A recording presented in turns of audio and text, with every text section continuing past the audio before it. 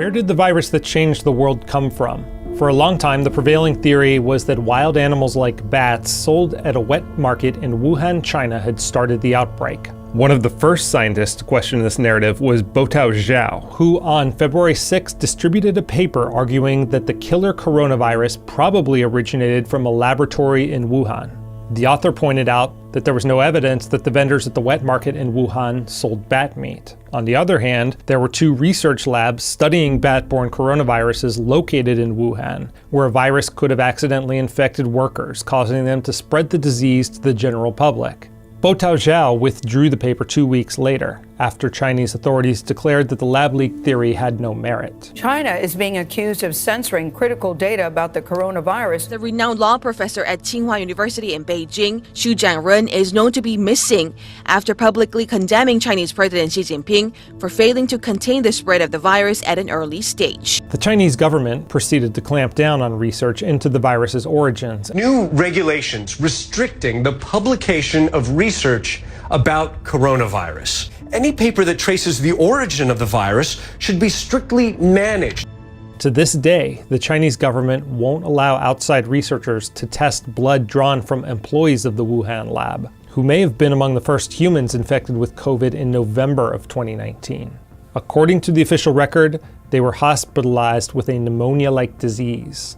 There's no proof that the virus originated from a lab, but there's also no proof that humans first became infected by eating bat or exposure to pangolins, a theory that was treated as unimpeachable fact early in the pandemic. A group of scientists signed a statement published in The Lancet denouncing speculation about non-natural origins of the virus as conspiracy theories. Only after some emails became public did it become clear that the scientist who brought his colleagues together to co-sign the Lancet statement was Peter Daszak, head of the EcoHealth Alliance, the nonprofit that secured US government funding for controversial research on bat-borne coronaviruses at the Wuhan Institute of Virology. Daszak also co-authored a June 2020 op-ed in The Guardian headlined "Ignore the Conspiracy Theories. Scientists know COVID-19 wasn't created in a lab," without disclosing a potential conflict of interest. Media coverage following the publication of the Lancet letter overwhelmingly framed discussion of the lab leak hypothesis as conspiracy theory.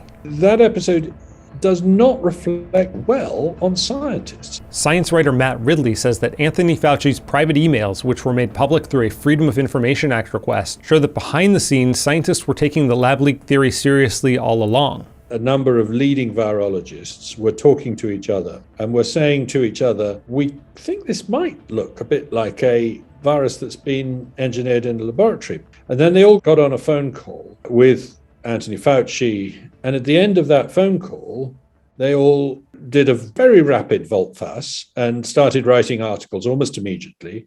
And in the case of Peter Daszak, the fact that he had orchestrated the letter was not at all clear until emails were leaked. Does raise very serious concerns that Dr. Daszak needs to answer.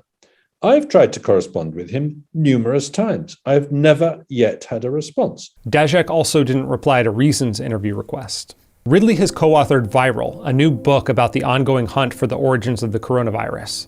His writing partner is Broad Institute of MIT and Harvard scientist Alina Chan, one of the earliest and most outspoken public skeptics of the natural origin hypothesis. She says that when she and her colleagues published a preprint questioning the consensus, that she hadn't been aware of the Lancet letter organized by Daszak, but that she believes it could have had a major chilling effect on the scientific discussion in those early days. So they're saying that anyone who's saying that this virus didn't come from nature is a conspiracy theorist. People, when they read this letter, they might have thought, then I'm not going to put my neck out there to say that this might have come from a lab. Chan, a molecular biologist, argued in the paper that because SARS-CoV-2 was so well adapted to humans, there was reason to be skeptical that it had recently come from an animal. If it had recently come from bats or pangolins, she would have expected the virus to have been rapidly mutating in the early days of the pandemic to become better adapted to human tissue. For me, the light bulb moment was when I read in the news that the novel coronavirus, SARS-CoV-2, appeared genetically stable. Chan credits this insight partially to her experience living through the SARS outbreak of 2003, which she lived through in Singapore. In that situation, in that outbreak, the virus had rapidly picked up dozens of mutations in the early 3 months of the outbreak. In comparison, for SARS-CoV-2, there were very few of these mutations. So it suggested to me that this virus had already picked up many useful mutations for infecting and transmitting amongst humans prior to its detection in December 2019. Another major difference is that during the 2003 outbreak, authorities discovered previous SARS infections among animals being sold at markets in South China within a couple of months. That's not the case with SARS-CoV-2, despite initial suspicions that a seafood market was to blame. In the case of SARS-2, even though the first cluster of cases identified was at a seafood market, they never found any signs of animals that were infected by this virus. So up till today, there's no sign of an animal that was ever infected by SARS-CoV-2 and then gave it to humans. When the World Health Organization sent a team to investigate the virus's origins in January 2021, EcoHealth Alliance's DAJAC was the only American member included. The team dismissed the lab leak hypothesis before WHO leadership later backtracked. The findings suggest that the laboratory incident hypothesis is extremely unlikely and to explain the introduction of the virus into the human population, and therefore is not a hypothesis that will implies to suggest future studies. DAJAC granted an interview to 60 Minutes following that trip to Wuhan and suggested that farm animals were the likely culprit. But there's no direct evidence that any of those animals were actually infected with the bat virus. Correct. Now what we've got to do is go to those farms and investigate, talk to the farmers, talk to their relatives, test them, see if there were spikes in virus there first. So the team doesn't actually know if any of the farmers or the truckers were ever infected. No one knows yet. No one's been there, no one's asked them, no one's tested them. That's to be done. There's a detail that emerged after the 60 Minutes report that Ridley would like DAJAC to explain. Recently leaked documents show that EcoHealth Alliance applied for a research grant related to inserting what's called a furin cleavage site into SARS-like coronaviruses. This very furin cleavage site makes SARS-CoV-2 highly infectious in humans, and it's what distinguishes it from any SARS-like coronaviruses yet found in the wild. The grant request was rejected, but did the Wuhan laboratory engage in this research even without funding from that grant?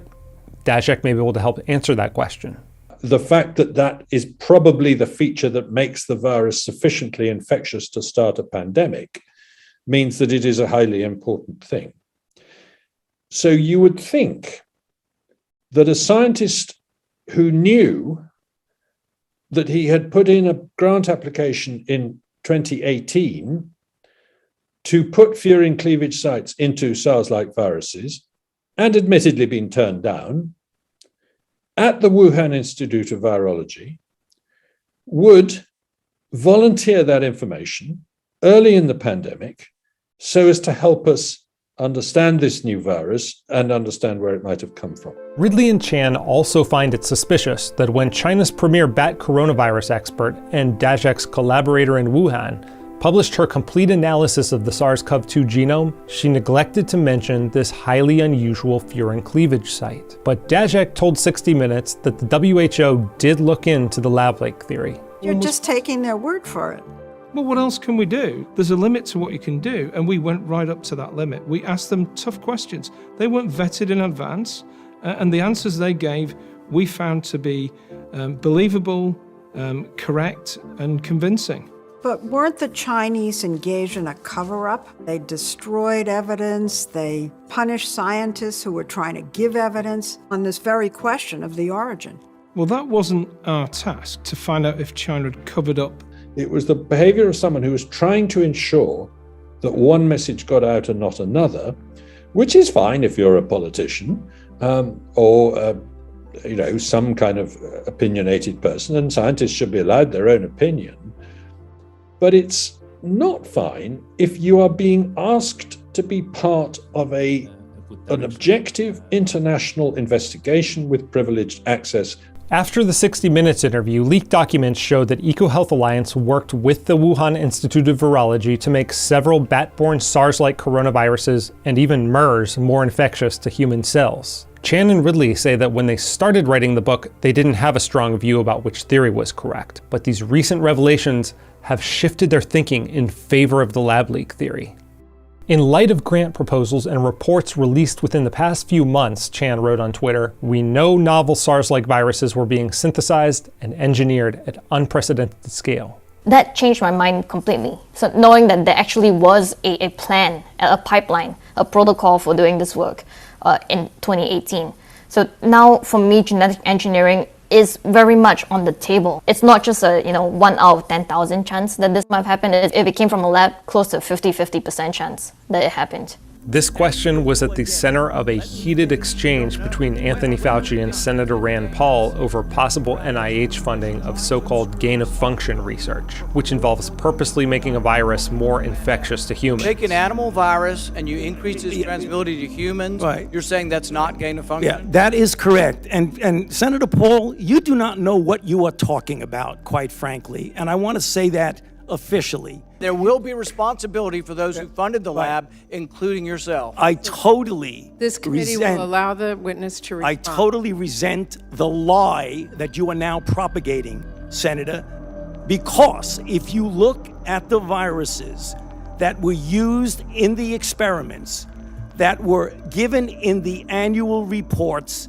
that were published in the literature, it is molecularly impossible. No one's saying those viruses caused it. It no is one is alleging that molecularly. those viruses caused the pandemic. What we're alleging is that gain-of-function research was going on in that lab and NIH funded it. That is you can't not. Get away from it. It meets your definition, and you are obfuscating the truth. But much of the blame for the devastating scope of the pandemic, says Ridley, rests on Chinese authorities, who punished ophthalmologist Li Wenlang, who tried to get the word out about the emergence of a new SARS-like virus. The government successfully kept human-to-human transmission of the disease under wraps for weeks, maybe longer. Why was there such angst and secrecy, even at the hyper-local level from the very beginning? Communist regimes tend to be secretive. There tends to be an assumption that you don't talk about things unless you're allowed to, rather than the other way around. But Xi Jinping is a much more dictatorial and authoritarian ruler than his immediate predecessors. And by 2019, it was more and more the case that scientists in laboratories and doctors in hospitals were under orders not to communicate with the outside world about things that the regime might not want them to. Very significant attempts to punish and suppress the release of information about the epidemic that was developing in Wuhan. Did that play a part in the epidemic escaping and getting to the rest of the world and turning into a pandemic? You bet it did. If on the 27th, 28th of December, when alarm bells were beginning to ring in hospitals in Wuhan, the Chinese authorities had said to the world, we've got a problem in Wuhan, we're going to do our best to stop it, then we probably could have pinched this in the bud before it got out of the city of Wuhan. The Wuhan Institute of Virology houses samples of RATG13, a bat virus that is one of the closest known genetic matches to SARS-CoV-2. But to this day, information about other coronaviruses in the Wuhan lab haven't been released, so we don't know if the lab was working with a virus that's even more closely related to SARS-CoV-2. The lab's public database of viral samples could hold some answers, but it was taken offline in February and had been modified in December, which we know because of work by Drastic, the dedicated research and scientific team investigating COVID-19, a decentralized group of volunteers that compile and analyze open source material and leaked documents to investigate the origins of COVID. They are the heroes of our book. Once I realized that it's being discredited without any evidence, I just couldn't stay silent. Yuri Dagan is a biotech entrepreneur and one of the founding members of Drastic. It was just a group of like-minded people on Twitter who got into really huge long threads on Twitter on some things like, where's the Smoljiang mine, or what is RATG13? And at some point we just went off to a private group, which was called Dashek's Fan Club, because pretty much all of us were blocked by Peter Daszak. at some point. A key revelation uncovered by the group was that the Wuhan Institute of Virology database was first taken down in September 2019, 3 months before the pandemic became public. A description of the database was modified on December 30th, 2019, the day Dr. Shi told Chinese state television that her lab first obtained the samples of the virus in Wuhan. 2019年12月30号下午接到样本以后，那我们的团队首先就对这个样本，当时叫不明原因肺炎，我们对这个样本首先开展了冠状病毒的研究。 Wuhan scientists accessed the database a few times before it was permanently removed in February 2020 for alleged security concerns. For them to take it down is very suspicious. And of course, Xi Jinping's explanation that she took it down to prevent hackers from attacking it is complete bullshit, because it was a public database to begin with, and what's she afraid of? A member of the Drastic team also discovered that the Wuhan team had collected key samples, including one of the virus's closest known genetic matches from a mine where some workers had fallen sick and died after clearing out bat droppings. Chinese authorities have denied outsiders any access to examine the mine. All of these revelations just reinforced our realization that either they're not telling the truth at all, or they're not telling the whole truth to the world. And that was a big moment for us to kind of start digging deeper and deeper. Though there's mounting circumstantial evidence to support the lab leak theory, most government officials still maintain that the natural origin hypothesis is more likely. A US intelligence report declassified on October 29th said 4 intel agencies had low confidence that the virus most likely emerged in nature. One agency had moderate confidence that it leaked from a lab, and analysts at 3 agencies remained unable to coalesce around either explanation without additional information. The report did conclude that SARS-CoV-2 was unlikely to be a biological weapon. NIH Director Francis Collins, who didn't reply to our interview request, told computer scientist and podcast host Lex Friedman in early November that he's open to the lab leak hypothesis, but still believes strongly that the virus is of natural origin. Is there a reasonable chance that COVID-19 leaked from a lab? I can't exclude that. I think it's fairly unlikely. I wish we had more ability to be able to ask questions of the Chinese government and learn more about what kind of records might have been in the lab that we've never been able to see. But most likely, this was a natural origin of a virus, probably starting in a bat, perhaps traveling through some other intermediate, yet to be identified host, and finding its way into humans. Between July 2020 and January 2021, an international team of scientists captured bats in Laos carrying a newly discovered coronavirus that's the closest known genetic match to SARS-CoV-2, even closer than the virus held in the Wuhan lab, which some say supports the natural origin theory. But Ridley, Chan, and Dagan point out that it lacks the crucial furin cleavage site, which they suspect was inserted in a lab. Supporters of the natural origin theory point out that no smoking gun virus has yet been found in the version of the Wuhan database uncovered by Drastic. But Chan points out that this version of the database is years out of date because the Wuhan researchers generally don't enter new viruses until they've had a chance to sequence and publish studies about them. The Wuhan Institute of Virology database is still inaccessible. We only see viruses they've collected up till 2016. So we have barely any concept of what viruses and sequences they might have found after 2016 in the years leading up to COVID-19. So without access to that information, it becomes very difficult for us to guess whether or not they might have found a precursor of SARS-2 in their labs, and we're working with it. Of course, also would love to get that database, or at least part of the data from the database that's been deleted, and to see all the unpublished sequences. I definitely don't want to stop biotechnology. I think CRISPR gene editing is a fantastic tool for medicine, for agriculture, for conservation, for all sorts of things. The overwhelming majority of work in this field has benefited mankind, including the development of the messenger RNA vaccines that have saved millions of lives in the last year. But Ridley says that scientists should come together to set ethical guidelines that prohibit dangerous types of research, such as experimenting on bat viruses to make them more infectious to human cells in large urban environments after harvesting them from caves far away from human population centers, as this China-produced documentary shows researchers doing, some of them without proper protective gear. 蝙蝠的生活环境都在人迹罕至的洞穴里。但只有这样的环境，才能找到最理想的病毒媒介样本。